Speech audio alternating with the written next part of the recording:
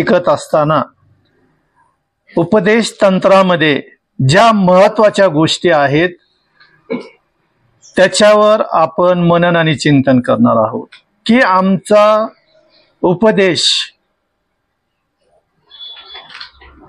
हा विशेष करून आशीर्वादित व्हावा, प्रभावित व्हावा, ह्यासाठी आमच्या उपदेशामध्ये कोणकोणत्या गोष्टी असल्या पाहिजे ह्या आज आम्ही शिकणार आहोत. आणि पुढील आठवडे उपदेश पवित्र शास्त्रामधून कसे तयार करायचे ह्याबद्दल आपण माहिती घेणार आहोत. तर सर्वप्रथम आपण उपदेश कसा करायचा ह्याविषयी बघत असताना उपदेश करणाऱ्याची पात्रता पवित्र शास्त्रामध्ये सांगितलेली आहे. पहिला भाग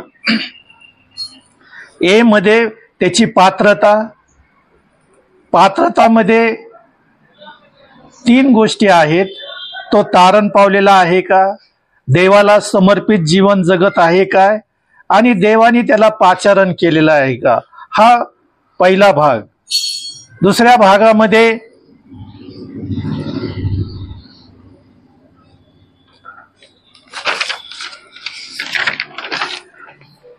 तो नवशिखा नसावा, आणि तिसऱ्या भागामध्ये त्याला पवित्र शास्त्राचे उत्तम ज्ञान असणं आवश्यक आहे. ही त्याच्या पात्रतेमधले महत्वाच्या 3 विभाग किंवा 3 भाग पाडण्यात आलेले आहेत. पहिला भाग त्याचे तारण झालेले आहे का. ए मध्ये पहिला भाग पात्रतेमध्ये आपण पाहतो की उपदेशक करणाऱ्याचं तारण झालेलं आहे काय. काय सांगितलेलं आहे पवित्र शास्त्रामध्ये. रोमकरसपत्र याचा 10वा अध्याय 9, 10 आणि 13 वचनामध्ये आम्हाला पाहायला मिळतं की जो उपदेश करणारा आहे त्याचं तारण झालेलं आहे काय.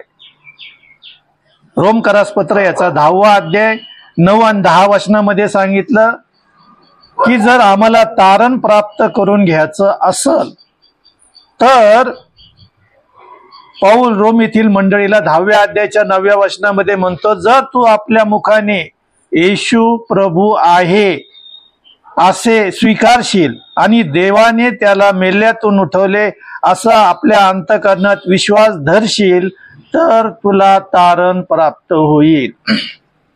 मग ही तारणाची आमच्या मनामध्ये आणि आमच्या विश्वासामध्ये, आमच्या अंतःकरणामध्ये ही ग्वाही आम्ही दिलेली आहे काय, आणि प्रभू येशूला आम्ही आमच्या मुखाने कबूल केलेला आहे काय. जर केलं असेल तरच आम्हाला तारण प्राप्त होईल. 10व्या वचनामध्ये सांगितलं नीतिमत्वासाठी विश्वास धरणे अंतःकरणाने होते.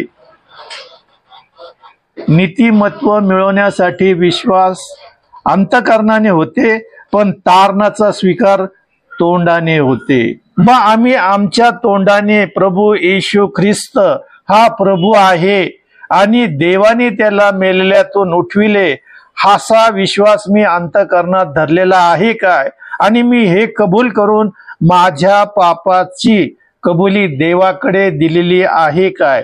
जर दिली असेल तरच मला तारण प्राप्त होईल. 13व्या वचनामध्ये सांगितलेलं आहे. रोमकरसपत्र याचा 10वा अध्याय आणि 13व्या वचनामध्ये सांगितलेलं आहे, जो कोणी प्रभूचे नाव घेऊन त्याचा धावा करेल त्याला तारण प्राप्त होईल. मग हे तारण आम्ही प्रभू येशू ख्रिस्ताचं नाव घेऊन त्याला अनुकरण करून त्याच्या वचनाप्रमाणे चालणारे आम्ही असू तर आमचं तारण आम्हाला प्राप्त होईल. मग पहिली गोष्ट की उपदेशकाचं तारण झालेलं असावं. त्यातील दुसरी गोष्ट उपदेशकाचे जीवन देवाला समर्पित असावे. मग मी उपदेश करत असताना माझं जीवन परमेश्वराला समर्पित आहे काय? आम्ही पाहतो की रोमकरासपत्र याचा 12वा अध्याय 1 आणि 2 वचनामध्ये सांगितलेला आहे. पौल असं म्हणतो की मी देवाच्या करुणेमुळे तुम्हास विनंती करतो की तुम्ही आपल्या शरीराचा जिवंत, पवित्र व देवाला प्रिय असा यज्ञ करावा, ही तुमची आध्यात्मिक सेवा आहे. जर आम्ही उपदेश करतो आणि देवाने आम्हाला त्याची सेवा करण्यासाठी बोललेलं आहे, तर आमची आध्यात्मिक सेवा काय आहे? तर आम्ही देवाला जिवंत, पवित्र आणि देवाला प्रिय असा यज्ञ करावा. जुन्या करारामध्ये आम्ही पाहतो की यज्ञविधीवर ज्या वेळेस एखादा उपासक यज्ञ करण्यासाठी पशु आणत होता, तर याजक व्यवस्थितरित्या त्याचं कत्तल करून त्याला त्या वेदीवर रचून ठेवत होता आणि ते परमेश्वराला आवडल असं हवे होतं. पण ते रचून ठेवल्यानंतर ते काढून घेतलं जात नव्हतं, तर परमेश्वराला त्याच्यापासून सुवासिक हव्य अर्पण करण्याची ही पद्धत होती. मग आम्ही सुद्धा देव म्हणतो की पौल म्हणतो की तुम्ही आपल्या शरीराचा जिवंत, पवित्र व देवाला प्रिय असा यज्ञ करावा, ही तुमची आध्यात्मिक सेवा आहे. मग ह्या पद्धतीचं आम्ही समर्पण देवाला केलेलं आहे काय? ह्या पद्धतीचं जर आमचं समर्पण असेल तर देवाच्या सेवा करण्यासाठी आणि उपदेश करण्यासाठी पात्र असं आहोत. पुढे तो म्हणतो दुसऱ्या वचनामध्ये, ह्या युगाबरोबर मरू नका, तर आपल्या मनाच्या नवीकरणाने स्वतःचे रूपांतर होऊ द्या, यासाठी की देवाची जी उत्तम, ग्रहणीय व परिपूर्ण इच्छा ती काय आहे हे आम्ही समजून घेतलं पाहिजे. आणि ही आमची आध्यात्मिक सेवा असताना देवासाठी आम्ही असं उपस्थित राहावं, आमचं जीवन समर्पित असावं. आणि एकदा आम्ही तारण प्राप्त करून घेतलं तर ते पर्यंत टिकून ठेवण्याची जबाबदारी ही आमची आहे. काही लोक म्हणतात तारण प्राप्त झालं, आता तुम्ही सर्व गोष्टी करण्यासाठी मोकळीकता आहे तुम्हाला, पण नाही. प्रभू येशू ख्रिस्त रोम पावलाच्या द्वारे म्हणतो की जर माझा नीतिमान पुरुष जर देवाच्या वचनापासून परत गेला तर त्याचा नाश झाला, तर त्यापासून मला खेद प्राप्त होईल, मला आनंद होणार नाही. म्हणून आमचं तारण आम्ही मरेपर्यंत टिकवून ठेवणं गरजेचं आहे. ही आमची देवाला समर्पित जीवन असं आहे. पहिली गोष्ट, आमचं तारण झालेलं असावं. उपदेश करणाऱ्याचं पहिली पात्रता काय आहे की त्याचं तारण झालं पाहिजे. दुसरी गोष्ट, देवाला समर्पित आमचं जीवन पाहिजे. आणि तिसरी गोष्ट महत्वाची म्हणजे देवाने आम्हाला त्याच्या सेवेसाठी पाचारण केलं असलं पाहिजे. मग देवाने आम्हाला पाचारण केलेलं आहे काय? काय म्हणतो पौल पहिल्या थेसलोनिकरासपत्र याचा 2रा अध्याय आणि 12 वचनामध्ये, जो देव आपल्या राज्यात व गौरवात तुम्हास पाचारण करीत आहे त्याला योग्य असे तुम्ही वागावे. जर मंडळी किंवा देवाच्या लोकांपुढे मला उपदेश करायचा असेल तर देवाने मला पाचारण केलेलं आहे का? आणि देवाने जर मला पाचारण केलेलं आहे तर मी योग्य पद्धतीने वागत आहे काय?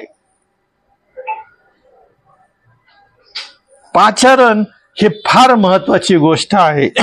इथं सांगितलं की जो देव आपल्या राज्यात व गौरवात, म्हणजे देवाच्या स्वर्गीय राज्यामध्ये आम्ही कसं वागलं पाहिजे हे आम्हाला पवित्र शास्त्रातून शिकवलेलं आहे. त्याप्रमाणे आपण शिक्षण घेत राहिलेलो आहे.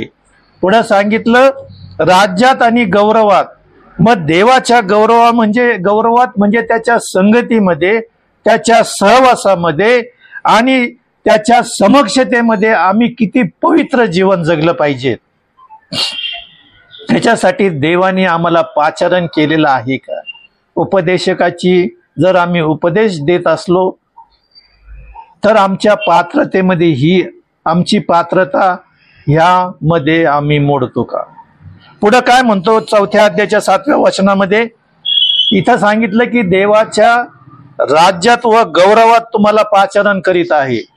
दुसरी गोष्ट पाचारणामध्ये सांगितलेली आहे 1 थेसलोनिकस पत्र याचा 4था अध्याय आणि 7व्या वचनामध्ये, देवाने आपल्याला अशुद्धपणासाठी पाचारण केलेले नाही तर पवित्रतेसाठी पाचारण केलेलं आहे. मग जसं आमचा देव पवित्र आहे तसं आम्ही आमचं जीवन पवित्र ठेवलं पाहिजे आणि ह्याच्यासाठी देवाने आम्हाला पाचारण केलेलं आहे.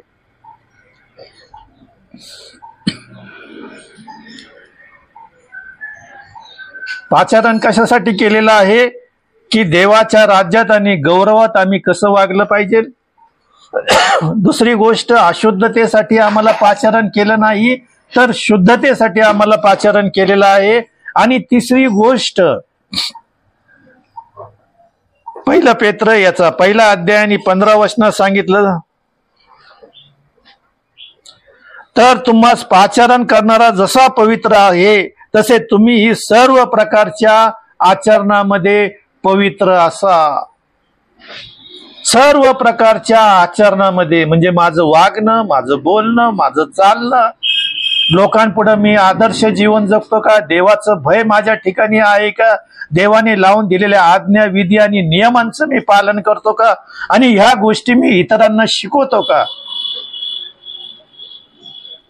आपण सहज बोलतो की पाचारण केलेलं आहे काय?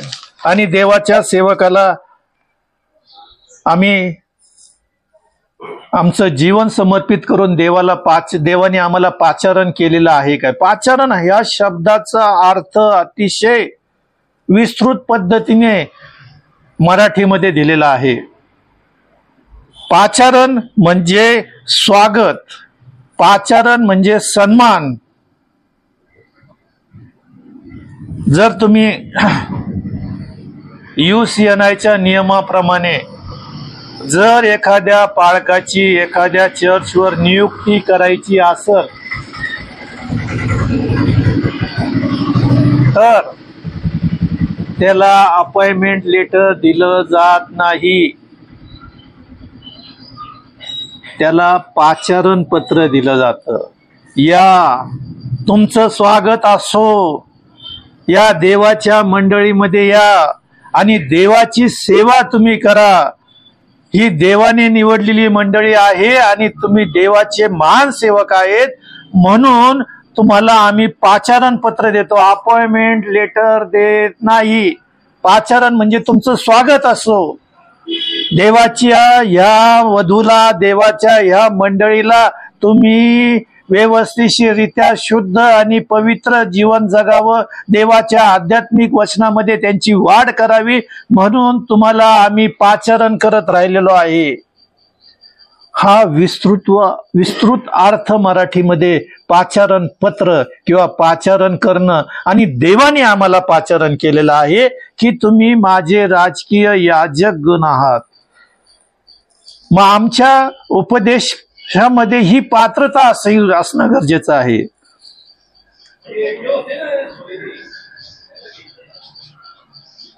भारतीय ख्रिस्ती विवाह विधी 1871, 1807 याप्रमाणे विवाह लावायचा असल आणि जर सरकार आम्हाला पत्र देत असल तर तिथं त्या प्रशस्ती पत्रामध्ये किंवा आम्हाला लग्न लावायच्या अधिकाराची जी पात्रता किंवा सर्टिफिकेट दिलं जातं त्याच्यामध्ये हे वाक्य लिहिण्यात आलेलं आहे. बघा काय लिहिलेलं आहे त्यांनी, भारतीय ख्रिस्ती लोकांचे विवाह योग्य त्या विधीसह लावण्याचा परवाना तसेच त्यांना विवाहाचे प्रमाणपत्र देण्याचा अधिकार शासन प्रधान कंसात बहाल करीत आहे.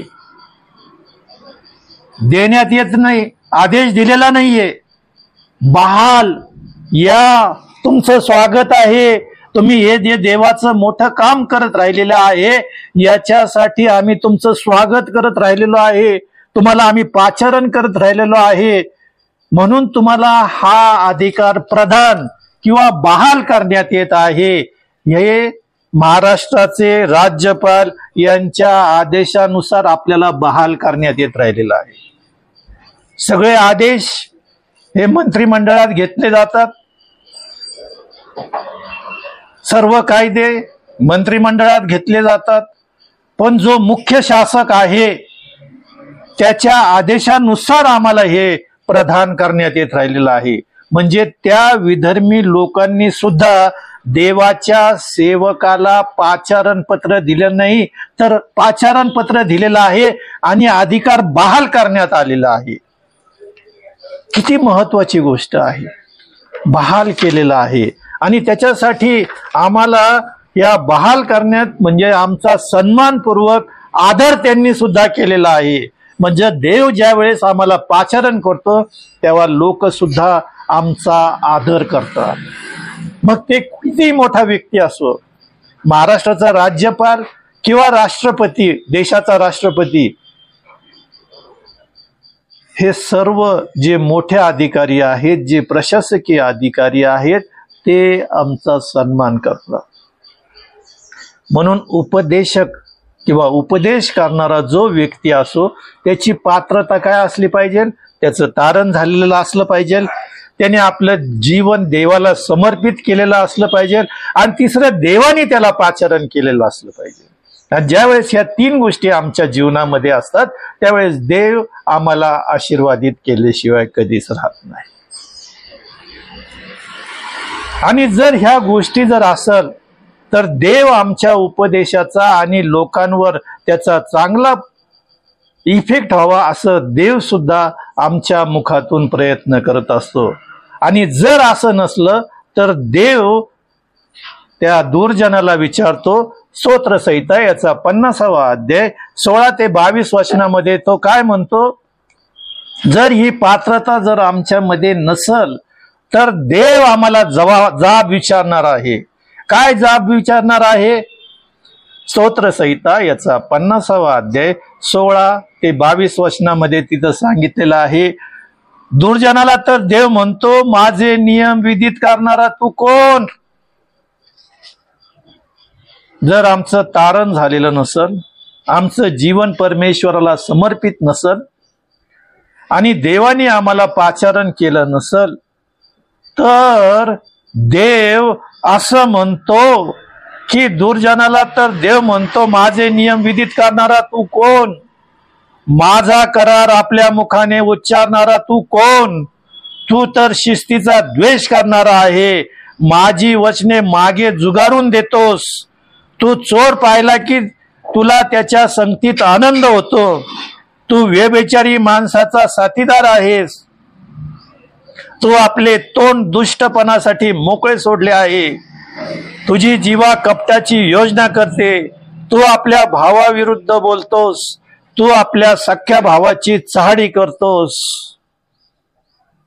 मग जर ह्या गोष्टी तू करणार असल तर तू उपदेश करू शकतो का? त्या दुर्जनाला तो म्हणतो, तू कोण? माझे नियमशास्त्र विधित करणारा तू कोण? माझा करार तू आपल्या मुखाने उच्चारणारा तू कोण? आणि हे सर्व करत असताना देव म्हणतो, मी उगा राहील असं नाही.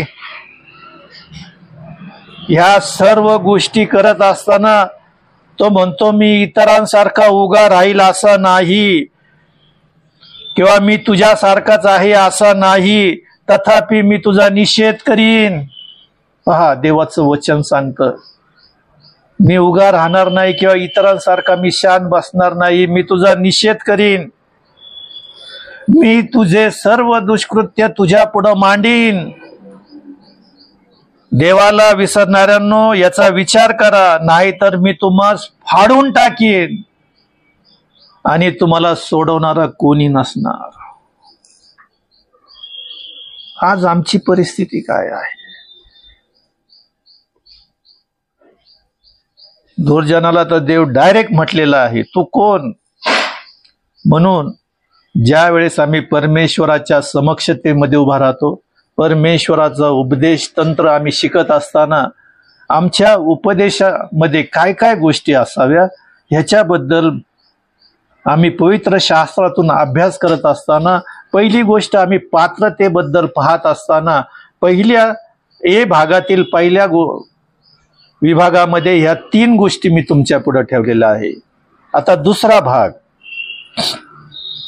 तो नवशिखा नसावा.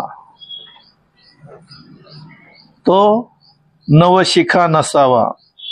पहिलं तिमोथीचं पुस्तक याचा 3रा अध्याय आणि 6व्या वचनामध्ये सांगितलेलं आहे, त्याने गर्वाने फुगून जाऊन सैतानाप्रमाणे शिक्षेत पडू नये म्हणून तो नवशिखा नसावा.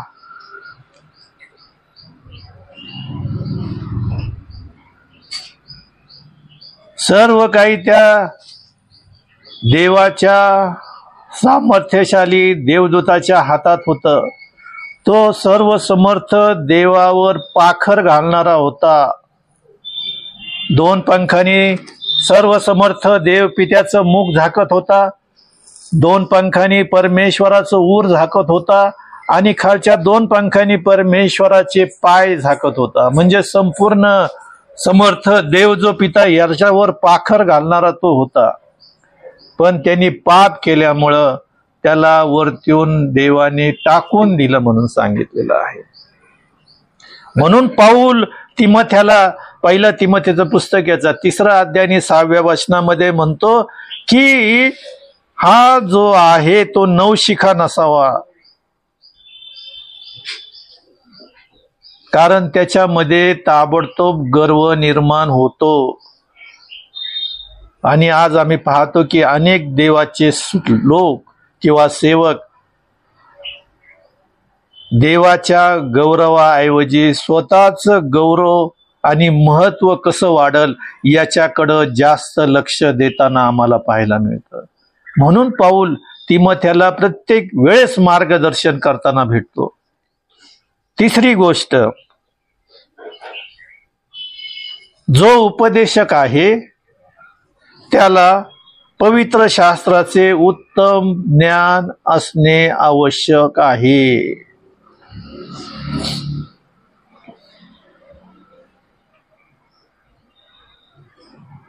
पहिलं तिमोथीचं पुस्तक याचा 1ला अध्याय आणि 7व्या वचनामध्ये सांगितलेलं आहे, जे नियमशास्त्राचे शिक्षक होऊ पाहता परंतु ते काय बोलतात व कशाविषयी खात्रीने सांगतात ते त्यांचे त्यांना समजत नाही. आम्ही काय बोलतो, नियमशास्त्रामध्ये काय सांगितलेलं आहे त्याची पूर्तता प्रभू येशू ख्रिस्तामध्ये नवीन करारात कशी झालेली आहे, जे भविष्यवक्ते जुन्या करारात होऊन गेले त्याची पूर्तता नवीन करारामध्ये प्रभू येशू ख्रिस्ताच्या नावात कशी पूर्तता झाली आणि ती कशी पूर्ण होणार आहे याचं उत्तम मार्गदर्शन पवित्र शास्त्रामध्ये आम्हाला केलेलं पाहायला मिळतं. ज्यावेळेस आम्ही त्याचा अभ्यास सखोल पद्धतीने करतो त्यावेळेस हे उत्तम मार्गदर्शन आम्हाला आमच्या जीवनामध्ये लाभतं. म्हणून तो म्हणतो की तो नवशिखा नसावा आणि त्याला नियमशास्त्राचे उत्तम ज्ञान असणं आवश्यक आहे. परंतु असे नवशिखे जे आहेत ते काय बोलतात या खात्रीने त्यांचं त्यांना समजत नाही. आज आम्ही पाहतो की अनेक लोक अनेक मत मांडताना आम्हाला पाहायला मिळतात. युट्यूबवर तर इतकी गडबड झालेली आहे विचारता सोयने. अनेक वेगवेगळे विश्वासाचे पंथ तयार झालेले आम्हाला पाहायला मिळतात आणि ह्या खोट्या शिक्षणामुळं आमचा नाश होत राहिलेला आहे. ही आम्ही पात्रता पाहिली.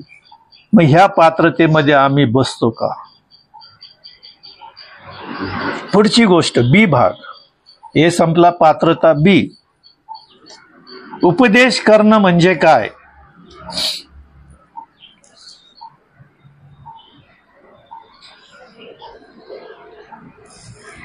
उपदेश करणं म्हणजे केवळ प्रभावी भाषण करणं नव्हे. उपदेश म्हणजे प्रभावी भाषण करणं नव्हे, तर देवाच्या वचनातील मनुष्याकरिता देवाचा निरोप, देवाचं मनोगत व देवाचा दैवी स्वभाव प्रगट करून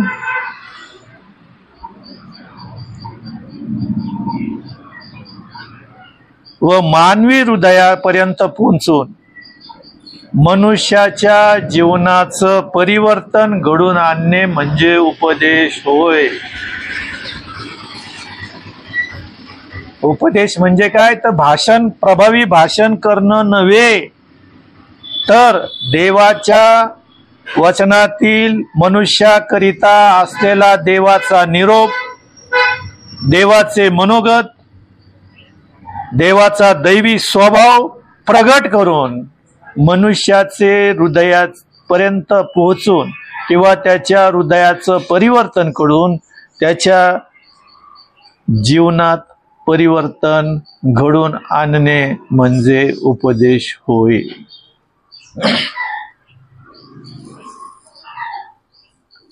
काय सांगितलेलं आहे वचनामध्ये? मलाकीचं पुस्तक याचा 2 अध्याय आणि 7व्या वचनामध्ये सांगितलेलं आहे, कारण याजकाच्या वाणीच्या ठायी ज्ञान असावे, त्याच्या तोंडून नियमशास्त्र ऐकण्यास लोकांनी आतुर असावे, कारण तो सेनाधीश परमेश्वराचा निरोप आहे. मग ज्या वेळेस आम्ही परमेश्वराचे राजकीय याजकगण आहोत, सेवक आहोत, परमेश्वराची सेवा करत राहिलेलो आहे, परमेश्वराच्या वचनावर स्थिर झालेलो आहे, आमचं तारण झालेलं आहे, देवाला आम्ही आमचं जीवन समर्पित केलेलं आहे, देवाने आम्हाला चांगल्या गोष्टीसाठी पाचारण केलेलं आहे, तर आमची वाणी ऐकण्यासाठी लोक आतुर असावे,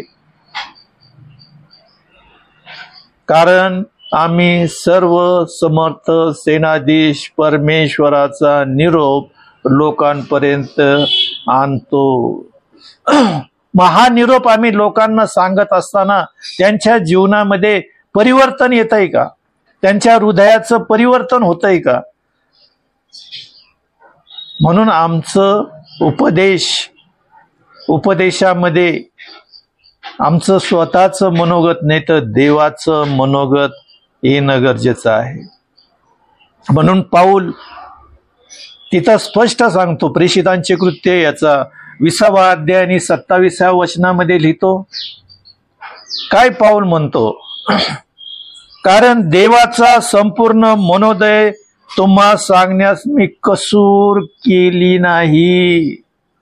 संपूर्ण मनोदय, जे देवाची इच्छा होती, जी देवाची संकल्पना होती, जे देवाने मनुष्यासाठी सार्वकालिक जीवन ठेवलेलं होतं, हे सर्व मनोदय मी तुम्हाला सांगितलेलं आहे.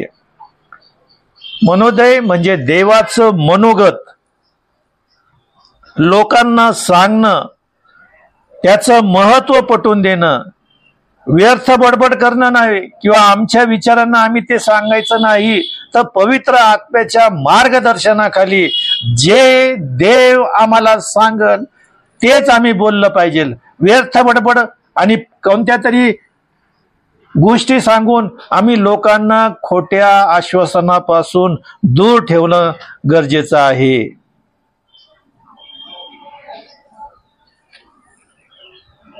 म्हणून पाऊल म्हणतो की मी देवाचा संपूर्ण मनोदय तुम्हा सांगण्याची कसूर केली नाही. मग आमच्या उपदेशामध्ये देवाचा मनोदय आम्ही सांगणं गरजेचं आहे. आणि म्हणून देवाचा मनोदय काय आहे? तर एचकेलचं पुस्तक याचा 3रा अध्याय 16 ते 21 वचनामध्ये सांगितलेलं आहे.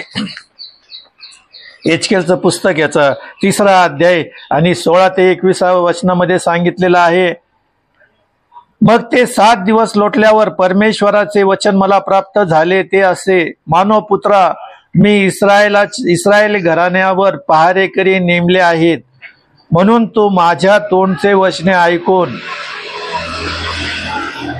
माझ्या वतीने त्यास बजावून सांग. बघा, देवाचं मनोगत आम्ही लोकांना बजावून सांगितलं पाहिजे. ही देवाची आज्ञा आम्हाला आहे. बजावून सांग. 18 वचनात तो म्हणतो, तू खात्रीने मरशील असे मी पातक्यास म्हणालो असता तू जर त्यास बजावले नाही व त्या पातक्याने आपल्या कुमार्ग सोडून जगावे म्हणून तू त्यास बजावून सांगितले नाही, तर तो पातकी आपल्या दुष्टाईमुळे मरेल, पण त्याच्या रक्ताचा झाडा मी तुझ्या हातून घेईन. तू आपल्या पातक्यास बजाविले असे असून त्याने आपली दुष्टाई व कुमार्ग ही सोडली नाहीत, तर तो आपल्या दुष्टाईमध्ये मरेल आणि तू आपला जीव बचाविला असे होईल. तसेच धार्मिक आपली धार्मिकता सोडून अधर्म करू लागला व मी त्यापुढे अडखळा ठेवला, तर तो मेला. तू त्याला बजावले नसल्यास तो आपल्या पातकामुळे मरेल व त्याने केलेली धार्मिकता जमेस धरण्यात येणार नाही, पण त्याच्या रक्ताचा झाडा मी तुझ्याकडून घेईन. पाप करू नये असे तू त्या धार्मिकास बजावले व त्याने पाप केले नाही, तर त्याने बोध घेतल्यामुळे तो जगेल आणि तू आपला जीव वाचविला असे होईल. देव आम्हाला बजावून सांगत राहिलेला आहे या गोष्टी, आणि ह्या गोष्टी आम्ही करणं गरजेचं आहे. दुसरी गोष्ट, उपदेश करणं म्हणजे देवाच्या वचनाची घोषणा करणं. उपदेश करणं म्हणजे देवाच्या वचनाची घोषणा करणं.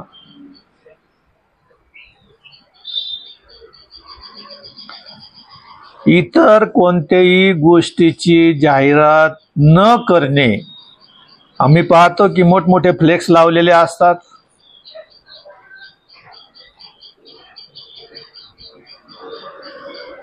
तुमचं दुःख आनंदात बदलल्या जाईल. खोटी आश्वासनं दिली जातात. मोठमोठ्या फ्लेक्सवर देवाच्या वचनाऐवजी स्वतःचेच फोटो झळकवत असतात. ह्या गोष्टी सोडून देऊन देवाची वचनाची घोषणा आम्ही केली पाहिजे. ह्या खोटी घोषणा, खोटे पोस्टरबाजी किंवा जाहिरात करणे म्हणजे उपदेश करणं नव्हे. उपदेश करणं म्हणजे काय, किंवा आमच्या उपदेशामध्ये काय असणं गरजेचं आहे, तर सद्बोध, दोष दाखवणे, सुधारणूक, नीती शिक्षण, इंद्रिय दमन व पुढे होणारा न्याय याबाबत आमच्या उपदेशामध्ये शिक्षण असणं गरजेचं आहे.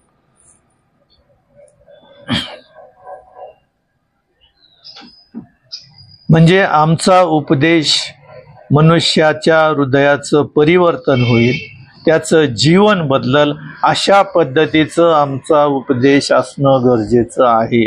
आणि म्हणून पाऊल तिमोथ्याचं दुसरं पत्र याचा 4था अध्याय आणि 2ऱ्या वचनामध्ये म्हणतो, 2 तिमोथ्याचं पुस्तक याचा 4था अध्याय आणि 2ऱ्या वचनात तो म्हणतो की वचनाची घोषणा कर, सुवेळी अवेळी तयार राहा, सर्व प्रकारच्या सहनशीलतेने व शिक्षणाने दोष दाखवणे, निषेध कर व बोध कर.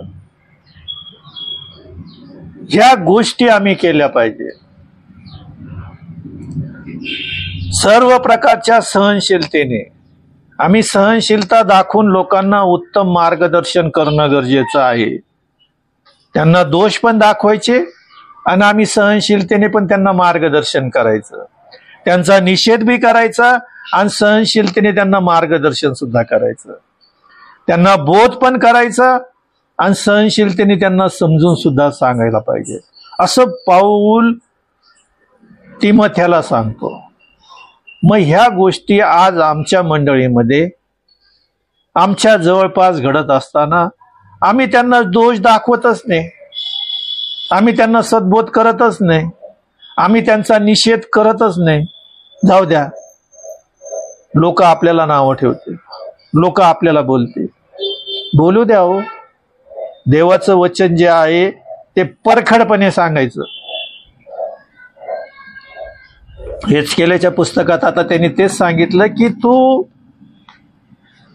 त्यांना बजावून सांग, त्यांना बजावून सांग म्हणजे परखड पद्धतीने सांग म्हणून सांग. जर ह्या गोष्टी आम्ही सांगितल्या नाही आणि तो वळाला नाही आणि देवाचा क्रोध त्याच्यावर उतरला आणि जर तो मेला तर त्याच्या रक्ताचा झाडा देव आमच्याकडून घेणार आहे. पण जर त्याला बजावलं आणि त्याने ते कृत्यापासून तो परावृत्त झाला तर त्याचा रक्ताचा जाब देव आमच्याकडून विचारणार नाही. म्हणून पाऊल तिमोथेला म्हणतो की या गोष्टी तू कर. प्रेषितांचे कृत्य याचा 24वा अध्याय आणि 25व्या वचनात सांगितलेलं आहे. तेव्हा पाऊल लोकांना शिकवत होता, तेव्हा नीतिमत्व, इंद्रिय दमन व पुढे होणाऱ्या न्याय याविषयी तू भाषण कर, लोकांना सांग. देवाचा न्यायाचा दिवस येणार आहे हे तुम्ही सांगा, कारण पाऊल सांगत होता. आणि हीच आमची साक्ष सुद्धा असली पाहिजे. ह्या गोष्टी आम्ही आमच्या उपदेशामध्ये घेतल्यानंतर आमची साक्ष सुद्धा अशीच असली पाहिजे. कोणती साक्ष आमची असली पाहिजे तर पहिल्या तिमोथीचं पुस्तक याचा 3रा अध्याय आणि 16व्या वचनामध्ये सांगितलं त्या पद्धतीने आमच्या उपदेशामध्ये ह्या गोष्टी असणं आवश्यक आहे. हा विश्वास आम्ही लोकांच्या मध्ये तयार केला पाहिजे. या विश्वासामध्ये लोकांची वाढ आम्ही केली पाहिजे. काय म्हटलेलं आहे पहिलं तिमोथेचं पुस्तक याचा 3रा अध्याय आणि 16व्या वचनामध्ये पाऊल तिमोथेला मार्गदर्शन करत असताना जी साक्ष पाऊलाने तिमोथेला सांगितली ती साक्ष आमची सुद्धा असली पाहिजे. कोणती साक्ष तर तिथं सांगितलेलं आहे, सुभक्तीचे रहस्य निर्विवाद मोठे आहे. सुभक्तीचे रहस्य निर्विवाद मोठे आहे. तो देहाने प्रगट झाला, आत्म्याने नीतिमान ठरला, देवदूताच्या दृष्टीस पडला, त्याची राष्ट्रात घोषणा झाली, जगात त्याच्यावर विश्वास ठेवण्यात आला आणि तो गौरवात वर घेतला गेला. हा विश्वास पाऊल तिमोथेला म्हणतो की तुझ्या उपदेशामध्ये ठेव. आज आमच्या उपदेशामध्ये ह्याच गोष्टी सोडून दुसऱ्या गोष्टी आहेत. म्हणजे लोकांना जे चांगलं वाटल, लोकांची मनधरणी करणारी असल, अशा पद्धतीचे संदेश आज आम्ही देतो. पण पाऊल तिमोथेला परखडपणे बजावून सांगतो की हे जे रहस्य आहे ते तू बजावून सांग. तो गौरवात वर घेतला गेला. आज आम्ही पाहतो की आम्ही सांगितलं पाहिजे, तो जसा वर घेतला गेला तसा तो आम्हाला घेण्यासाठी येणार आहे. तो आपली मंडळी जी दाग आणि सुरकुत्या विरहित अशी आहे ती मंडळी घेण्यासाठी तो वर घेतला गेला आणि आज आम्हाला घेण्यासाठी तो परत येणार आहे. त्यासाठी आम्ही आमच्या जीवनाचा देवाला पवित्र असा यज्ञ आम्ही देवाला करणं गरजेचं आहे. ही गोष्ट आमच्या उपदेशात असणं गरजेचं आहे, कारण देवाच्या न्यायाचा दिवस जवळ येऊन ठेपला आहे. मग ह्या गोष्टी आमच्या उपदेशामध्ये आहे काय? वचनाची घोषणा आम्ही करत राहिलेलो आहे काय? खोट्या शिक्षणामुळे मंडळीचा नाश होत राहिलेला आहे, त्या मंडळीला आम्ही सावध करत राहिलेलो आहे काय? मागच्याच 15-20 दिवसापूर्वी माझं बोलणं झालं ते काय माता काय यरुशलेम माता 2 लोक होते म्हणे. आता त्यांनी 2 फ्लॅट विकत घेतले. इथं कुठं झोपडी तिकडं काय,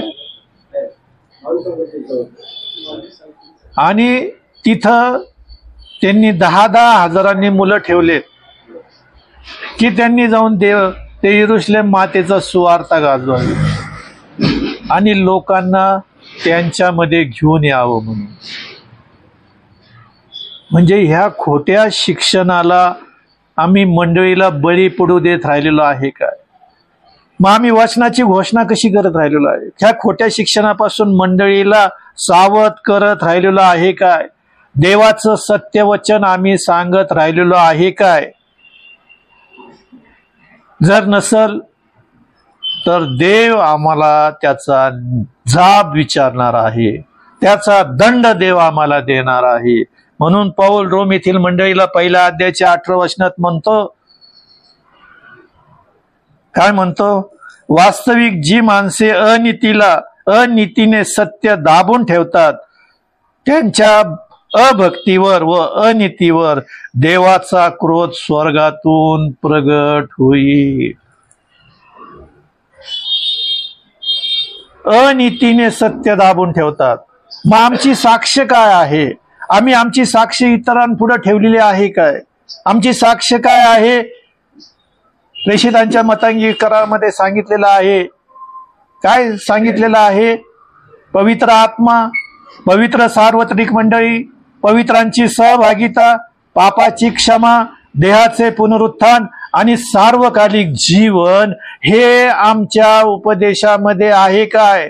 हा विश्वास आमच्यामध्ये आहे काय? या विश्वास आम्ही आमच्या उपदेशामधून आमच्या मंडळीला बोध करतो का?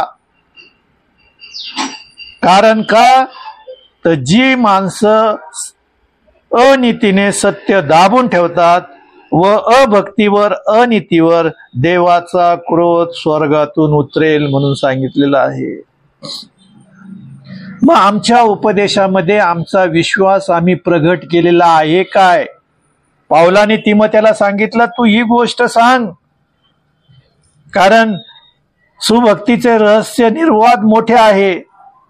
प्रभू येशू ख्रिस्ताचं प्रगटीकरणाबद्दल सांगितलेलं आहे आणि आम्ही प्रेषितांच्या मतांगीकारामध्ये त्याच्या दुसऱ्या आगमनाबद्दल आमचा विश्वास प्रगट केलेला आहे. ह्या गोष्टी आमच्या उपदेशामध्ये आहे काय? लूका शुभवर्तमान याचा 11वा अध्याय आणि 52व्या वचनामध्ये सांगितलेलं आहे, तुम्हा शास्त्र्यांचा धिक्कार असो. शास्त्री कोण होते?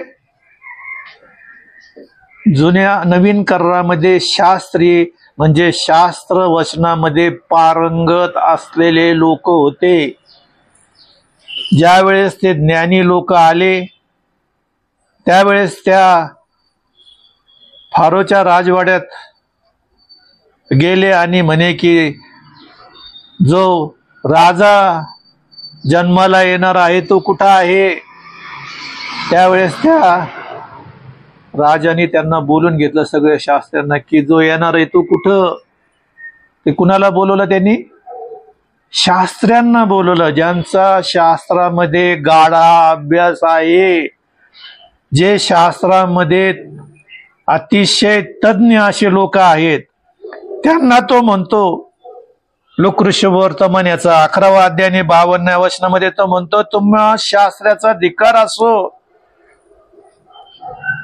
का धिक्कार असो?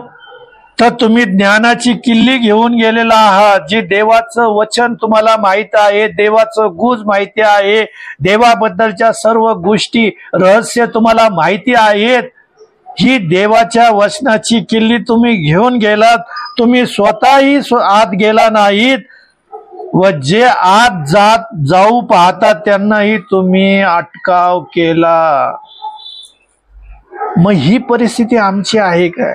देवाचं वचन जर आम्हाला माहिती आहे, देवाचा न्याय लोकांवर उतरून येणार आहे, हा शेवटचा काळ आहे, मग ह्याबद्दल आम्ही देवाचं सद्बोध लोकांना सांगतो का? का देवाच्या प्रीतीवरच आम्ही अजून थांबलेलो आहे? का देवाची करुणा आमच्यासाठी रोज नवीन होती म्हणून त्या करुणेवरच आम्ही अवलंबून जीवन जगतो का?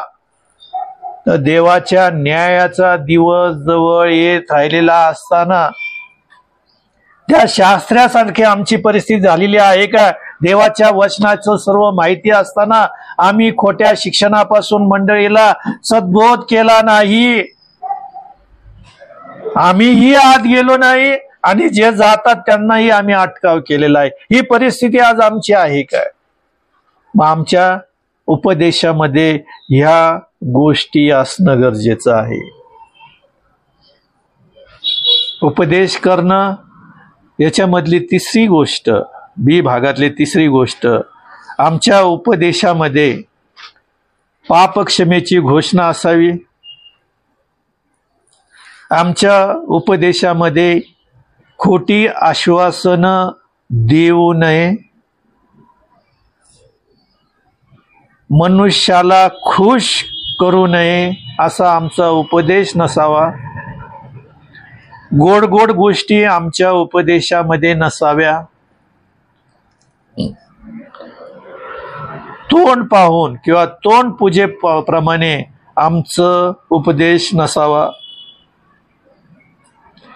लागवी भाषण करणे ह्या गोष्टी आमच्या उपदेशात नसाव्या.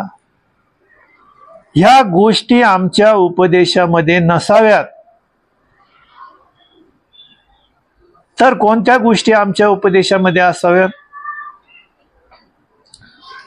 प्रभू येशू सर्व पापी मानवाकरिता आपला प्राण त्या वधस्तंभावर अर्पण केला आहे. याकरिता सर्वांनी पश्चातापपूर्वक मनुष्याने त्याचा स्वीकार करावा. याकरिता आम्ही आमच्या उपदेशामध्ये लोकांना आवाहन करत आहोत का?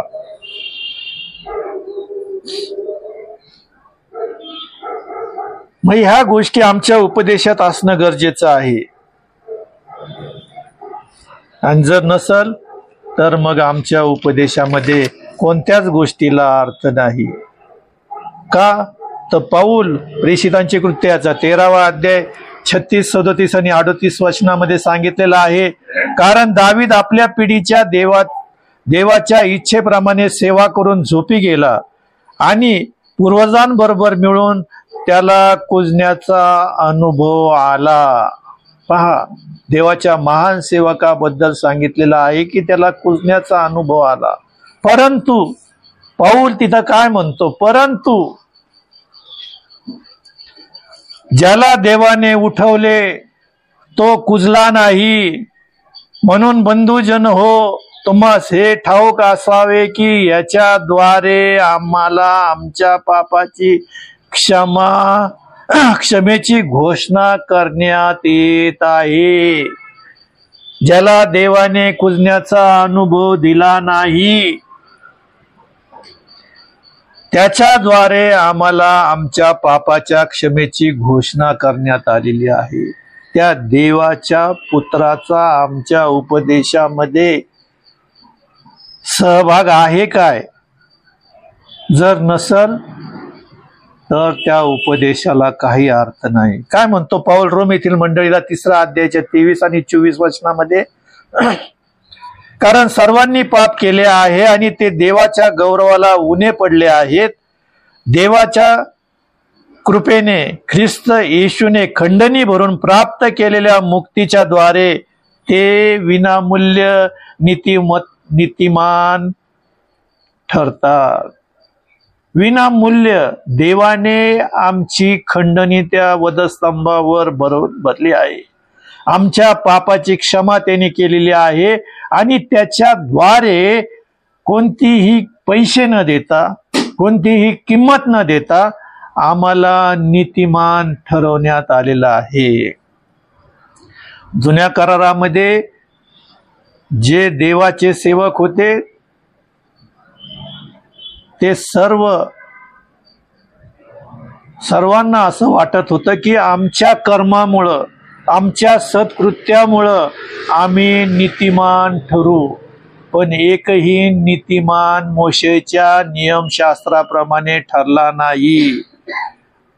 जुन्या करारामध्ये अब्रामाबद्दल सांगितलेलं आहे की विश्वासाच्या द्वारे, त्याच्या नीतिकृत्याद्वारे नाही, विश्वासाच्या द्वारे तो नीतिमान ठरण्यात आला.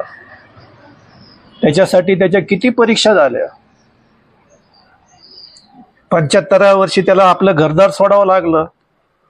90व्या वर्षी परमेश्वराने त्याला अभिवचन दिलं. 100व्या वर्षी त्याला लेकरू झालं. म्हणजे 12वा अध्यायापासून तर 17वा अध्यायापर्यंत 7 वेळेस परमेश्वराने त्याला दर्शन दिलं. बराच काळ त्याच्यामध्ये गेला, पण तो देवावर विश्वास ठेवून जगला. म्हणून विश्वासाच्या द्वारे तो नीतिमान ठरला गेला. पण आज आम्ही आमच्या कर्माच्या द्वारे, आमच्या चांगल्या कर्तृत्वाने किंवा आम्ही चांगलं पुण्याचं काम केल्यामुळे आम्ही नीतिमान ठरणार नाहीत. फक्त प्रभू येशू ख्रिस्ताने जी खंडणी भरून दिली त्याच्याद्वारे विनामूल्य आम्हाला नीतिमत्व प्राप्त झालेलं आहे. आणि हे नीतिमत्व आम्ही आमच्या उपदेशामधून लोकांना बजावून सांगितलं पाहिजे. म्हणून पाऊल इफिसीतील मंडळीला पत्र लिहित असताना 2ऱ्या अध्यायाच्या 8व्या वचनामध्ये म्हणतो, कारण कृपेनेच विश्वासाच्या द्वारे तुमचे तारण झाले आहे, आणि हे तुमच्या हातून झाले नाही असे नाही, तर हे देवाचे दान आहे. मग हे दान आम्ही किती दिवस सांभाळून ठेवतो? मरेपर्यंत आम्हाला हे सांभाळून ठेवायचं आहे. आम्हाला भेटलं म्हणजे आम्ही दुष्कृत्य करायला मोकळे झालो असं नाही.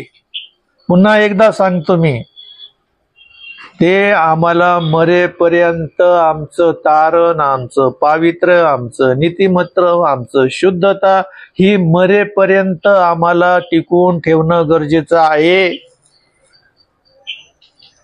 आणि जर ह्यापासून आम्ही फिरलो तर देव म्हणतो की त्याच्याने मला संतोष होणार नाही.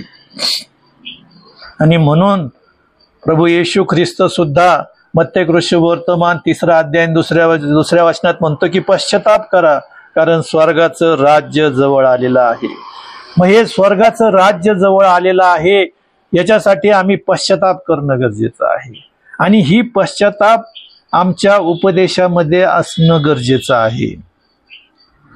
म्हणून पाऊल 2 तिमोथेचं पुस्तक याचा 4था अध्याय 3 आणि 4 वचनामध्ये म्हणतो, 2 तिमोथेचं पुस्तक याचा 4था अध्याय 3 आणि 4 वचनामध्ये आम्हाला पाहायला मिळते की पाऊल तिमोथेला मार्गदर्शन करत असताना इथं असं सांगतो की कारण ते सुशिक्षण ऐकून घेणारे नाहीत, तर ते आपल्या कानाची खाज जिरावी म्हणून ते स्वइच्छाचाराने आपल्यासाठी शिक्षकांची गर्दी जमवतील, आणि ते सत्य ऐकण्यापासून फिरतील व कल्पित कहाण्यांकडे वळतील.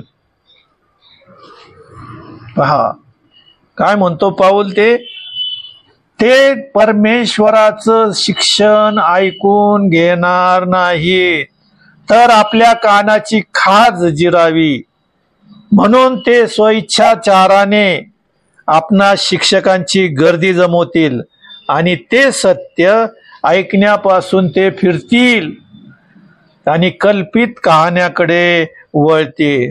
अशी वेळ येत राहिलेली आहे. आज आम्ही आमच्या देशामध्ये पाहतो की सगळ्या कहाण्या हे कल्पित अशा आहेत. कोणत्याही गोष्टीला पाया नाहीत. प्रत्येकाने आपापल्या आख्यायिका तयार केलेल्या आहेत. त्या गोष्टीवर जास्त आपण बोलू शकत नाही.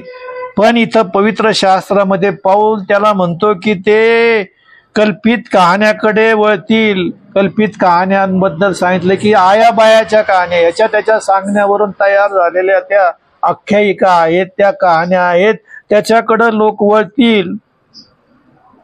हे शेवटल्या दिवसात ह्या घटना घडतील म्हणून सांगितलेलं आहे. काय म्हणतो पाऊल 2 तिमोथेचं पुस्तक याचा 3रा अध्याय 2, 3, 4, 5 वचनामध्ये सांगितलेलं आहे. तो म्हणतो की कल्पित कहाण्याकडे, आयाबायाच्या कहाण्याकडे ते वळतील. का वळतील शेवटच्या काळामध्ये? तर पाऊल पुन्हा त्याला मार्गदर्शन करतो. 2 तिमोथेचं पुस्तक याचा 3रा अध्याय 2, 3, 4 आणि 5 वचनामध्ये सांगितलेलं आहे, शेवटच्या काळी कठीण दिवस येत आहेत, हे समजून घे. कारण माणसे स्वार्थी, धनलोभी, बडाईखोर, गर्विष्ठ, निंदक, आईबापाची आज्ञा न मानणारे, उपकार न स्मरणारी, अपवित्र, ममताहीन, शांतताद्वेषी, चाहडखोर, असंयमी, क्रूर, चांगल्याबद्दल प्रेम न बाळगणारी, विश्वासघातकी, सुखविलासाची आवड धरणारी व सुभक्तीचे केवळ बाह्य रूप दाखवून तिचे सामर्थ्य नाकारणारी अशी ती होतील. त्यांच्यापासून तू दूर राहा. 18 ते 20 गोष्टी सांगितलेल्या आहेत पाऊलाने तिमोथेला की ह्या गोष्टी शेवटच्या काळी घडतील, त्यापासून तुम्ही दूर राहा. मग ह्या गोष्टीपासून आम्ही दूर राहून परमेश्वराची साक्ष आमच्या उपदेशामध्ये आणणं गरजेचं आहे. आणि म्हणून आम्ही आमचे मन देवाच्या प्रीतीकडे आणि ख्रिस्ताच्या सहनशीलतेकडे आम्ही लावणं गरजेचं आहे. आणि म्हणून पाऊल पहिल्या थेसलोनिकरास पत्र याचा 2 अध्याय 3 ते 5 वचनामध्ये तो म्हणतो, हे आपल्या तारणारा देव याच्या दृष्टीने चांगले व स्वीकारण्यास योग्य आहे. त्याची अशी इच्छा आहे की सर्व माणसांचे तारण व्हावे व त्यांनी सत्यास परिपूर्ण ज्ञानात पोहोचावे. कारण एकच देव आहे आणि देव व मानव यांच्यामध्ये ख्रिस्त येशू हा मनुष्य एकच मध्यस्थी आहे. त्याने सर्वांसाठी मुक्तीचे मोल म्हणून स्वतः दिले आहे. ही साक्ष यथाकाळी आम्ही द्यावी. मग ही साक्ष आमच्या उपदेशामध्ये आम्ही देतो का? जर नसल तर आमच्या उपदेशामध्ये काय काय गोष्टी असाव्यात ह्यावर आम्ही आज विवेचन करणार आहोत.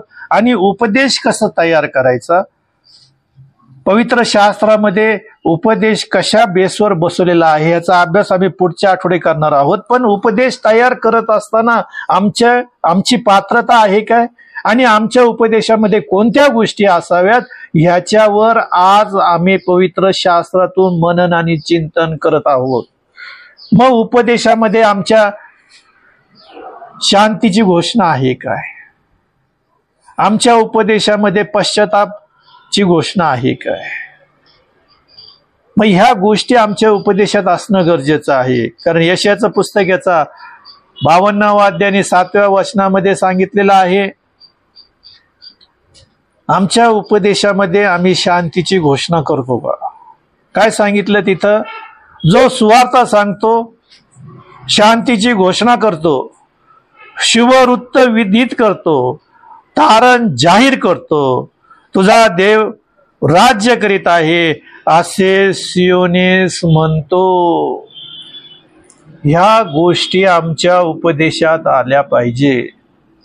सुवार्ता सांगतो, शांतीची घोषणा करतो, शुभवृत्त विदित करतो, तारण जाहीर करतो, तुझा देव राज्य करीत आहे असे तो सियोनेस म्हणतो. योहान शुभवर्तमान 14वा अध्याय आणि 27व्या वचनात सांगितलेलं आहे, मी तुम्हाला शांती देऊन ठेवतो, मी आपली शांती तुम्हाला देतो, जसे जग देते तसे मी तुम्हाला देत नाही.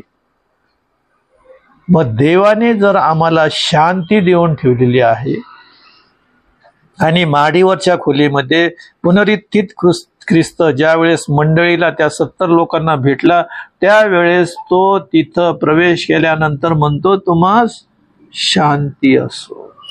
मग ही शांती देवाने आम्हाला दिलेली आहे.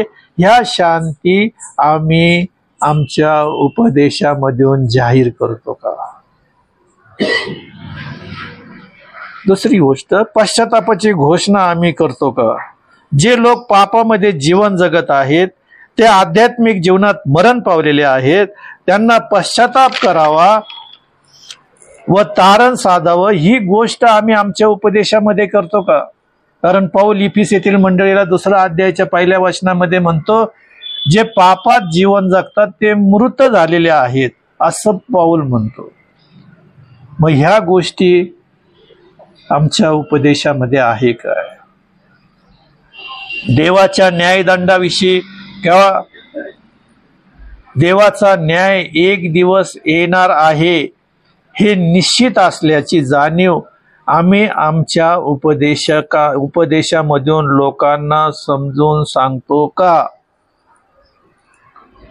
प्रेषितांचे कृत्य 24 अध्याय आणि 25 वचनात म्हणतो पौल इथं असं सांगतो की तेव्हा नीतिमत्व, इंद्रिय दमन व पुढे होणारा न्याय याविषयी तू भाषण करीत जा.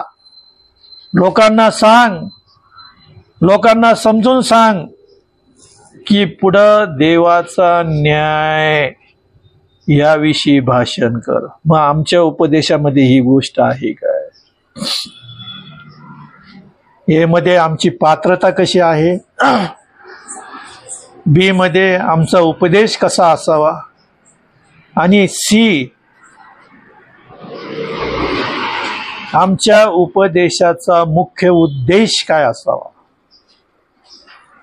हे आम्ही पायऱ्या तुम्हाला सांगत राहिलेलो आहे, कारण ह्या पायऱ्या आम्ही पवित्र शास्त्रामध्ये जे उपदेश झालेले आहेत त्या वचनामध्ये ह्या पायऱ्या आपण पुढील आठवडी बसवणार आहोत.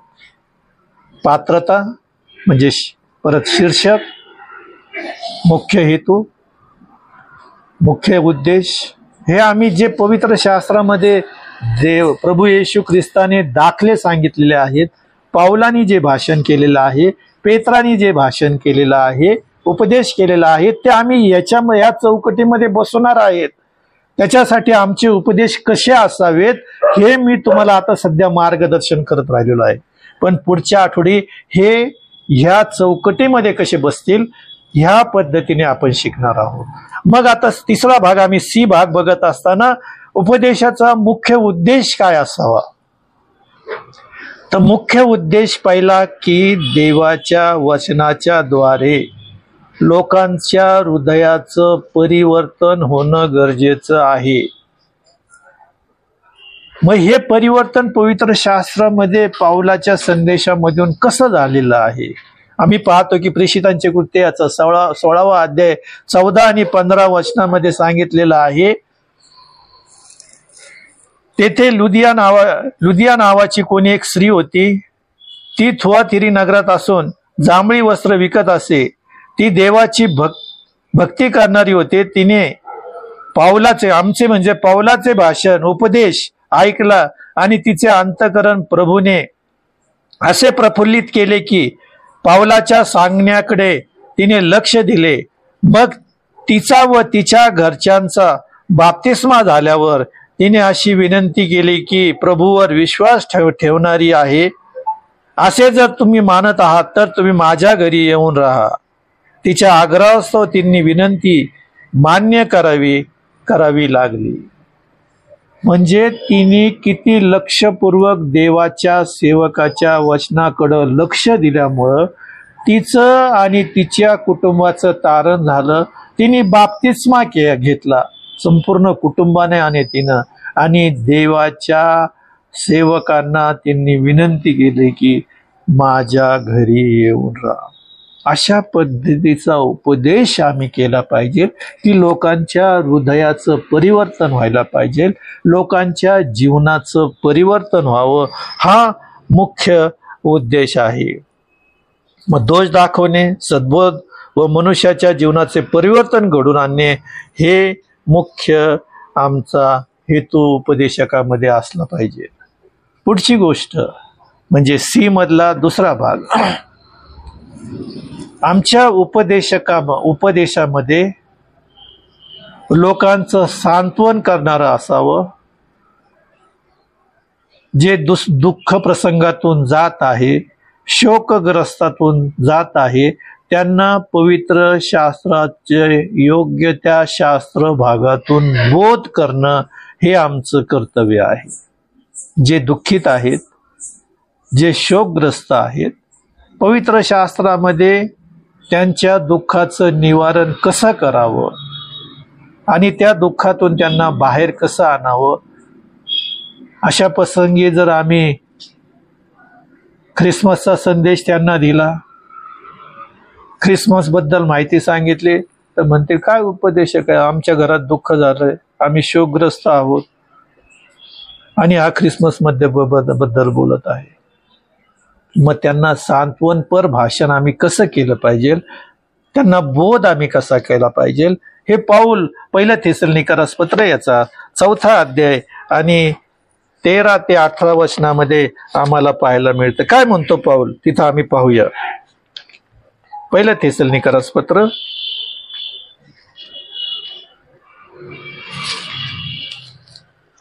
याचा 4 अध्याय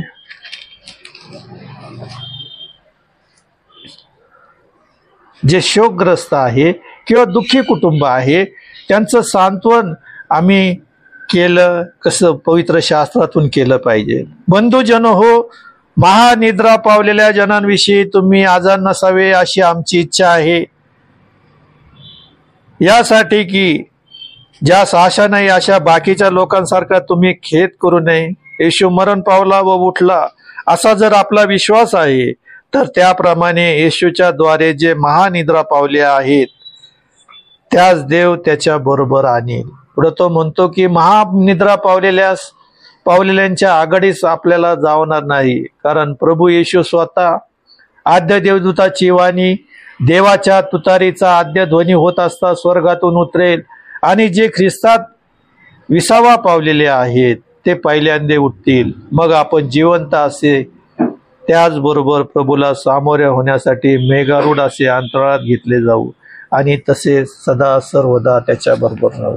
किंवा अशा शास्त्र भागाच्या द्वारे आम्ही त्यांचं सांत्वन करू शकतो. किंवा पहिलं कोरिन्थीकरास पत्र याचा 15 अध्याय आणि 51 ते 58 वचनामध्ये प्रथम ख्रिस्त उठला गेलेला आहे हे असं सांगितलेलं आहे. याद्वारे आम्ही त्यांचं सांत्वन करू शकतो. किंवा जे आजारी आहेत, जे दुःखनाईत आहेत, त्यांच्यासाठी ज्यावेळेस आम्ही प्रार्थना करतो तर आम्ही याकोबाचं पत्र याचा 5 अध्याय 14, 15 आणि 16 वचनामध्ये जे सांगितलेलं आहे त्या पद्धतीने आम्ही त्यांच्यासाठी प्रार्थना करावी. तिथं सांगितलेलं आहे की तुम्ही आपल्या मंडळीतील वडिलांना बोलवा, त्यांनी त्याच्या अंगाला तेल लावून त्याच्यावर ऊनून प्रार्थना करा, परमेश्वर दुःखनाईताचं अंथरूण बदलून टाकेल. अशा पद्धतीने प्रसंग अवधान साधून आम्ही देवाच्या वचनातून देवाची सेवा आमच्या उपदेशातून करणं गरजेचं आहे. चौथी गोष्ट, उपदेशाचा मुख्य उद्देश काय आहे, तर दैवी ज्ञानामध्ये लोकांची उन्नती व्हावे व ते बलवान व्हावे ही देवाची इच्छा आहे. आणि म्हणून पाऊल पहिले योहानाचं पहिलं पत्र यामध्ये योहान असं लिहितो 2 अध्यायाच्या 14 वचनामध्ये,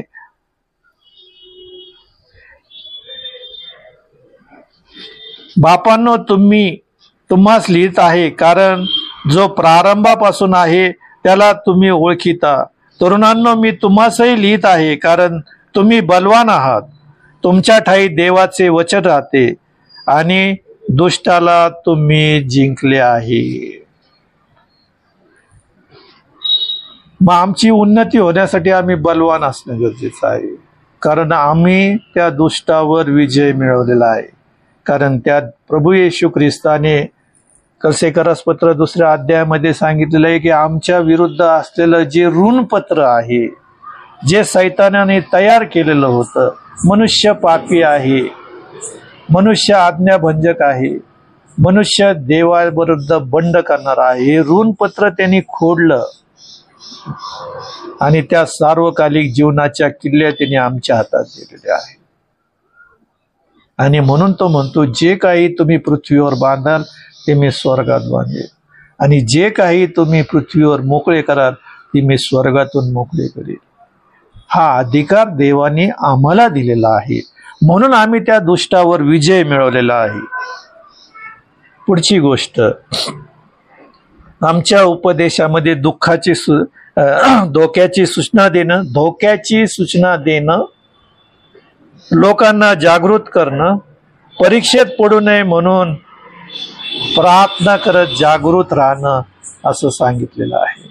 आम्ही पाहतो की ज्यावेळेस गेत्सेमने बागेमध्ये येशू ख्रिस्ताला धरून देण्यात आलं त्यावेळेस तो आपल्या शिष्यांना म्हटला, लूका वर्तमान याचा 22वा अध्याय 39 पासून ते 46 वचनापर्यंत आम्हाला पाहायला मिळतं की येशू ख्रिस्त त्यांना त्या जैतुनाच्या डोंगराकडे घेऊन गेलेला आहे आणि तो त्यांच्यापासून दगड फेकल्यावर जितका लांब आहे तितका लांब जाऊन तो प्रार्थना करत होता. म्हणजे जास्तीत जास्त 150 फूट 100 फुटावर जाऊन. आणि तो म्हणतो की वेळ आलेली आहे, प्रार्थना करत जागृत राहा. पण ज्या वेळेस तो पुन्हा शिष्यांकडे आला तर ते झोपी गेले होते म्हणून सांगितलं. म्हणून वेळ कधी येईल त्याच्यासाठी आम्ही जागृत राहणं गरजेचं आहे. म्हणून पाऊल आम्हाला काय म्हणतो की सैतानापासून सावध राहण्यासाठी आम्ही जागृत असणं खूप गरजेचं आहे. म्हणून 1 पेत्र याचा 5वा अध्याय 8-9 वचनामध्ये सांगितलेलं आहे, सावध राहा, जागे राहा, तुमचा शत्रू सैतान हा गर्जणाऱ्या सिंहासारखा कोणाला गिळावे हे शोधत फिरतो. त्याच्या विरुद्ध विश्वासात दृढ असे उभे राहा, कारण तुम्हाला माहीत आहे की जगातील तुमचा बंधू वर्गाला अशी दुःखे भोगावी लागत आहे. मग हा सैतान आम्हाला पराजित करण्यासाठी, आमच्या विश्वासाला तडा जाण्यासाठी, आम्ही वाईट गोष्टीमध्ये रममान होण्यासाठी सतत प्रयत्न करत असतो. पण आम्ही प्रार्थनेमध्ये जागृत राहणं गरजेचं आहे. पुढची गोष्ट, पुनरागमनाबद्दल आम्ही लोकांना आमच्या उपदेशामधून सावध करणं गरजेचं आहे. मार्कुस वर्तमान याचा 13वा अध्याय 35, 36 आणि 37 वचनामध्ये सांगितलेलं आहे, म्हणून जागृत राहा, कारण घर धनी केव्हा येईल, संध्याकाळी, मध्यरात्रीस, कोंबडा आरवण्याच्या वेळी किंवा सकाळी हे तुम्हास माहीत नाही. नाहीतर अकस्मात येईल, तो तुम्हा झोपा काढीत असलेला पाहिल. जे मी तुम्हा सांगतो ते सर्वांना सांगा व जागृत राहा. हा जागृतीचा इशारा आम्हाला परमेश्वराने दिलेला आहे आणि आम्ही सतत परमेश्वराच्या समक्षतेमध्ये जागृत राहून प्रार्थना करत स्वतःला शुद्ध आणि पवित्र जीवन जगावं आणि आमच्या उपदेशामध्ये ह्या गोष्टीचा समावेश करून लोकांना बोध करावा, यासाठी आम्ही सतत तयार असणं गरजेचं आहे. मग उपदेशामध्ये जे समोर बसलेले उपासक आहे त्यांची आत्मिक गरज काय आहे हे जाणून घेऊन त्या पद्धतीने उपदेश करणं गरजेचं आहे. आम्ही पाहतो की प्रेषितांची कृत्य 8वा अध्याय 29, 30 आणि 31 या वचनामध्ये आम्ही पाहतो हबशी शंडाबद्दल सांगितलेला आहे. तो एका राज्याचा भांडार अधिकारी होता म्हणून सांगितलेला आहे आणि तो येरुशलेममध्ये वलांडणाचा सण साजरा करून पुन्हा आपल्या देशात रथाने चालत असताना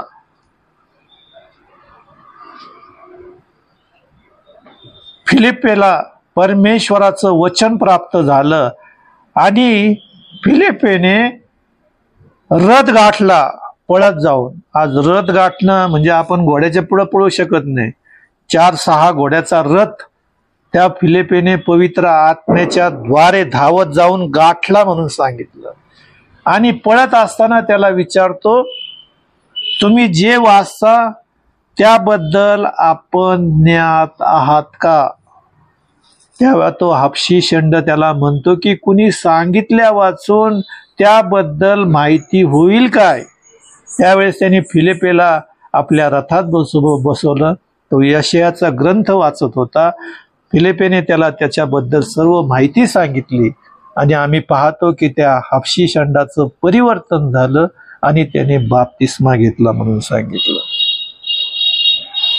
योग्य त्या पद्धतीने ज्या वेळेस आम्ही आमचा उपदेश लोकांना सांगतो, शास्त्राचा उलगडा करतो, त्यावेळेस लोकांच्या जीवनाचं परिवर्तन होतं. त्याच पद्धतीने हे हबशी शंडाचं झालेला आम्हाला पाहायला मिळतो. कंटिन्यू देवा बंद करायचं.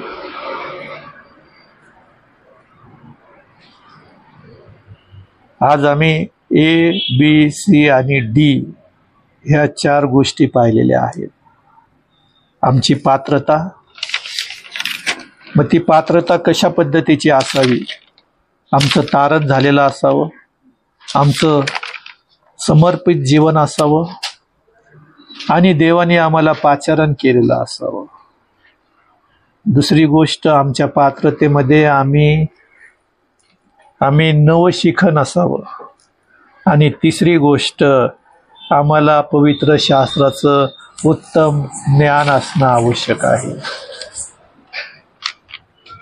बी भागात आम्ही पाहिलं, उपदेश करणं म्हणजे प्रभावी भाषण करणं नाही, तर देवाचा निरोप, देवाचा मनोगत, दैवी स्वभाव प्रगट करणं आणि मनुष्याच्या जीवनाचं परिवर्तन करणं म्हणजे उपदेश होय. तिसरी गोष्ट, उपदेश म्हणजे दोष दाखवणे, सांत्वन करणे, दैवी ज्ञानात उन्नती करणे, लोकांना जागृत करणे आणि पुनरागमनाबद्दल लोकांना सावध करणे. आणि डी भाग आपण पाहिला की लोकांची आत्मिक गरज काय आहे हे जाणून घेऊन त्या पद्धतीने देवाचं वचन लोकांपुढे ठेवणं हे आमच्या उपदेशकाची मुख्य जबाबदारी आहे. 4 गोष्टी आम्ही पाहिल्या. अजून 4 गोष्टी आम्ही पाहिल्यास पुढच्या आठवडे पाहू. आणि मग त्याच्यानंतर ह्या सर्व गोष्टी आमच्या उपदेशामध्ये कशा बसतात, कशा बसल्या पाहिजे. मग आमच्या उपदेशाचं शीर्षक काय असलं पाहिजे, आमच्या उपदेशकातून मुख्य उद्देश काय असला पाहिजे, मग त्याच्यातले मुख्य विभाग कोणते असले पाहिजे, मग ते आमच्या उपदेशातून लोकांना लागूकरण कसं झालं पाहिजे, आणि नंतर त्याचं मनुष्याचं परिवर्तन झालं की नाही हे आम्हाला त्याच्या वागण्यावरून दिसतं का, हे आम्ही शिकणार आहोत. म्हणून आज आम्ही ह्या 4 गोष्टीच उपदेश तंत्रामध्ये आम्ही पाहिलेल्या आहेत.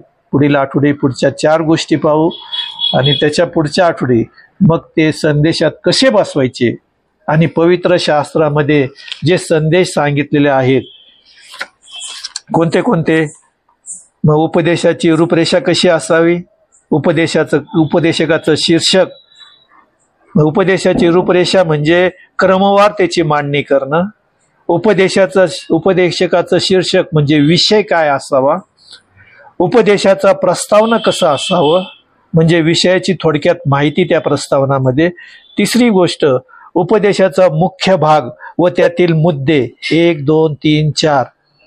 आणि चौथी गोष्ट, उपदेशाचा निष्कर्ष, लागूकरण आणि आम्ही काय शिकलो हे आम्ही त्यावेळेस पाहणार आहोत. मग हे जे विषय दाखवलेले आहेत पवित्र शास्त्रामध्ये, मग बी पेरणाऱ्यांचा शेतकऱ्याचा बी पेरणाऱ्याचा दाखला, उधळा पुत्र, हरवलेलं नाणं, ह्या गोष्टी ह्या लागूकरणामध्ये आणि ह्या उपदेशामध्ये कशा पद्धतीने पवित्र शास्त्रामध्ये बसवलेला आहे याच्याबद्दलची माहिती आम्ही घेणार आहोत. अजून आम्ही उपदेश तंत्रामध्ये ह्याच गोष्टी शिकणार आहोत आणि नंतर त्या गोष्टी शिकणार आहोत तिसऱ्या आठवड्यात. त्याच्यामुळं आपण सर्वांनी यावं म्हणजे आमचे उपदेश हे प्रभावी होतील आणि लोकांच्या जीवनाचं परिवर्तन होईल. याच्यासाठी आवश्यक अशी माहिती पवित्र शास्त्रात जी सांगितलेली आहे ती मी तुमच्या पुढे ठेवली आहे. देव करो आणि या वचनाच्या द्वारे देव आमचा उपयोग करून घेऊ, यासाठी देवाच्या नावाला मान, महिमा, गौरव आता आणि सदा सर्व काळ असो. देवाच्या नावाला धन्यवाद असो.